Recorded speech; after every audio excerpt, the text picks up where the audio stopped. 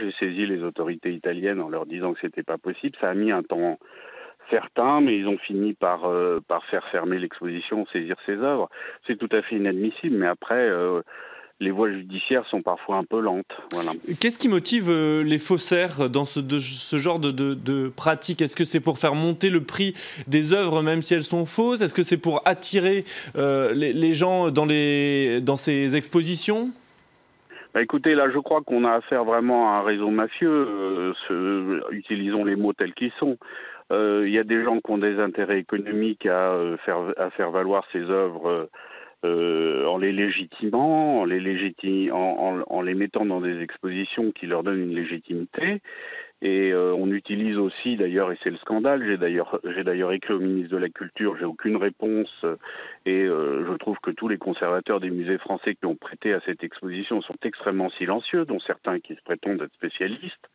Donc c'est un énorme scandale en fait, oui, on a affaire à une escroquerie de fonds. Alors aujourd'hui, le pseudo-spécialiste dont je vous parlais a disparu de la circulation, mais maintenant il est remplacé par un conservateur de musée qui fait le travail à sa place, et ça c'est beaucoup plus dangereux parce que finalement le but c'est très simple, c'est mettre sur le marché des œuvres qui sont fausses, leur donner une valeur fausse, leur donner une valeur qui vaut des millions et les vendre bien sûr. Donc c'est d'autant plus inadmissible, d'une part, que des musées nationaux se prêtent, ou préfectoraux ou municipaux se prêtent à de telles escroqueries. Et ensuite, moi ce qui me choque énormément, pour avoir dirigé un certain nombre de musées et savoir ce que c'est que l'éthique d'une exposition, de savoir qu'il y a un public qui vient, qui sous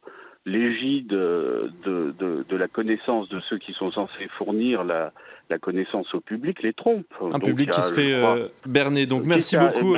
Qui se fait arnaquer tout simplement. Ils viennent voir des œuvres et en fait ce sont des faux qu'on leur montre. Et la justice italienne va donc se pencher sur cette question. Merci infiniment Marc Restellini de nous avoir apporté votre éclairage d'expert sur cette question et sur cette exposition donc à Gênes en Italie.